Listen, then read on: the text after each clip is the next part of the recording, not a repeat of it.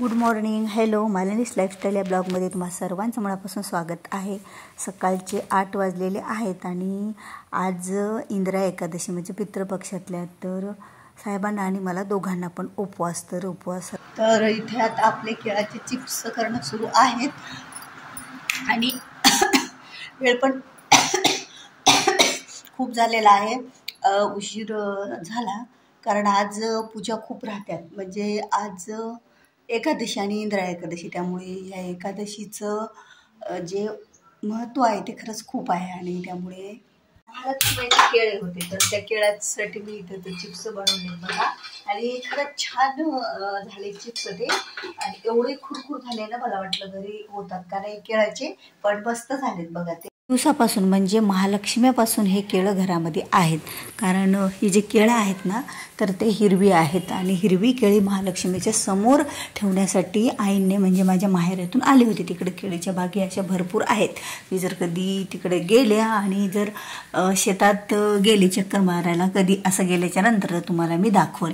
तर बघा, हे जी केळी आहेत ना, त्याची साल काढायला थोडे कठीण गेले, कारण केळं हे सुकले होते आणि पिवळे पडत होते, पण मध्ये निब्बरच होते ती केळे जसे हिरवे होते तसे. तर आता साहेब येण्याची वेळ झाली, पूजा वगैरे आटपून झाली. तर बघा, ती खिसण्याची प्लेट पण अशी निघत होती. कधी गडबडीमध्ये काय करायला गेलं तर काहीतरी गोंधळ होतोच. तर ती प्लेट एक नाही 2 वेळा तब्बल माझ्याच्याने निघून पडली. मग मी त्याला व्यवस्थित बसून केळाचे चिप्सही बनवून घेतले, कारण म्हटलं अगोदर साहेबापुरते चिप्स बनवून घेऊया आणि नंतर आपल्याला इथे तेल मी कडवायला ठेवलेलं आहे आणि आता तेल पण कडलेलं आहे. आता या तेलामध्ये मी चिप्स सोडून दिले आणि त्याला चांगले लालसर आता होऊ द्यायचे, कारण लालसर झाले नाही तर मग ते नरम होतात. त्यामुळे कडक होण्यासाठी त्याला चांगले लालसर होऊ दिले. आणि बघा, ते केळं आता छानपैकी त्याचे चिप्स बनलेले आहेत आणि कलर पण अगदी खुरखुरीत आणि छान असा दिसत आहे. मला वाटलं खूप दिवसाची केळी आहेत, जमतात का नाही, पण एकदाचे जमले चिप्स. आणि मी साहेबांना म्हटलं डब्यात काय करायला, फोन आला होता, तर मी म्हटलं तुम्हाला केळ्याची चिप्स देणार आहे.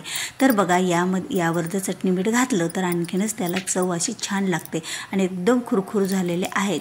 कसं जर आपण काही केलं ते जर चांगलं झालं तर ते जास्त फुले काही मिळाले नाही आहेत, कारण साहेबांना जास्त चलता येईना, तर ते 2-3 दिवसाची एकदाच फुलं आणून ठेवत आहेत.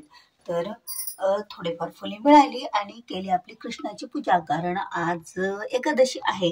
तर त्यामुळे कृष्णाची पूजा ही झालीच पाहिजे. आणि कृष्णाच्या डोक्यावर पास सुकलेलं तुळशीचं पान, कारण तुळशीचं पान हे 10 दिवसापर्यंत सुकत नसतं. त्यामुळे मला आज काल काही तोडून ठेवायचं लक्ष नव्हतं. मग आज जे काही खाली पडलेलं होतं तेच कृष्णाला मी अर्पण केलं आणि थोडी फुले मिळाले आणि तेवढ्यालाच देवघरामध्ये अर्पण केली, तेवढीच फुले.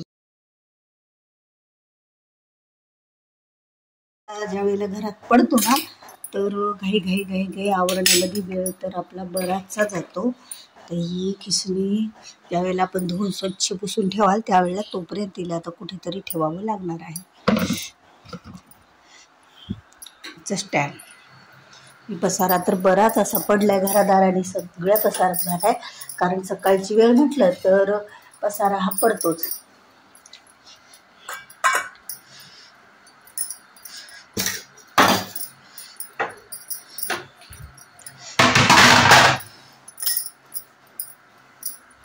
सगळं आता आवरून घ्यायचं आहे मला आणि बाकीचे जे काही राहिले ते कामे पण आता करून घ्यायचे. सकाळचं रुटीन खरंच सकाळचं रुटीन एवढं व्यवस्थितरित्या पार करावं लागतं का नाही आपल्याला.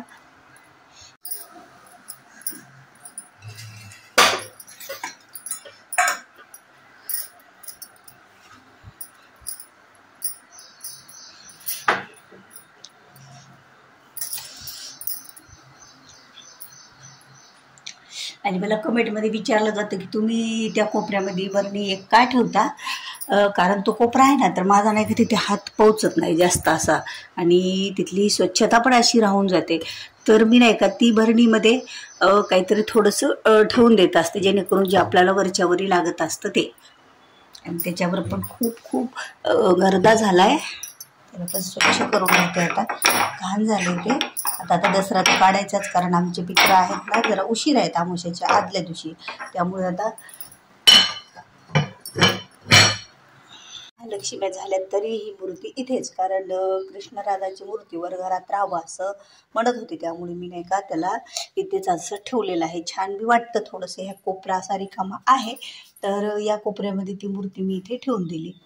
कारण राधाकृष्णाची मूर्ती दररोज जर आपल्या नजरेसमोर असेल तर असं म्हणतात की बाबा नवरा बायकोचं प्रेम वाढतं. चला काही असो, पण कृष्ण आणि राधाचं प्रेम पाहून खरंच आणखीन आपण जे काही दररोजचं रिलेशनशिपमध्ये आपल्या कसं थोडेफार संसाराच्या गतीमध्ये होतात थोडेफार एक, आता कुठेही तेच चालू असताना थोडंसं, पण तर आणखी ह्या ओट्यावरचा जर आता गर्दा पाहाल तुम्ही, तर खरंच एवढा गर्दा पडला का नाही या ओठ्यावर आता.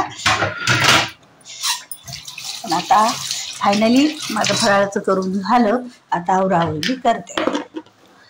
कसं मसाल्याच्या डब्यातली चटणी चालत नाही ना, तर चटणी ही आपल्याला ह्याच डब्यातली घ्यावी लागते, म्हणजे बाजूला काढून ठेवलेली.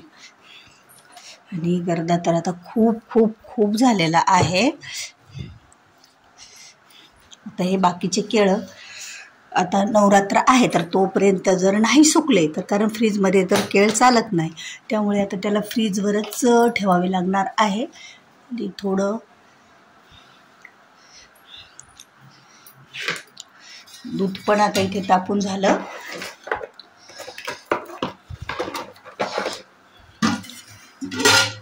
आणि हे शिळं दूध होतं ते पण आता तापून घेतलं मी. म्हटलं आता त्याच्यावर पण थोडी साय येईल, कारण बघा 1-2 वेळा तापवलं तर साय चांगली निघते आणि तुपाची पण गरज असते ना. कारण पण पहिल्या वेळेस एवढी दुसऱ्या वेळेस तापवलं आणि एवढी दाट नाही साय येणार, जशी पहिल्या वेळेस दाट साय येते त्या तशी. आणि आता बघा कसा गर्दा सगळीकडे राडा पडलेला आहे स्वयंपाकघरात. केले काय तर फक्त फराळाचे चिप्स, आणि पसारा पाहिला तर पसारा एवढा.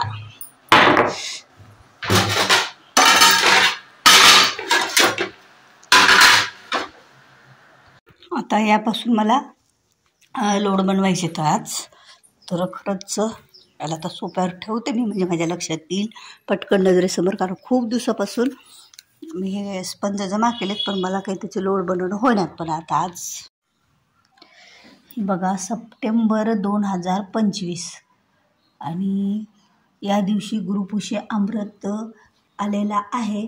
ते म्हणजे द्वादशी श्राद्ध आणि गुरुपुष्य अमृत. तर कपाटामध्ये पण खूप खूप खूप असा गर्दा निघतो. आणि खरंच आज म्हटलं ऊन आहे तर ऊन नाही, तर आज कपाटातलाच गर्दा आवरून पडलेला आहे. आणि कपाटामध्ये तर एवढा गर्दा झाला ना, आणि तो आता आवरायचा आहे दिवसभरातून. आणि याचा व्लॉग मी उद्या तुम्हाला पुढच्या व्हिडिओमध्ये सांगेन.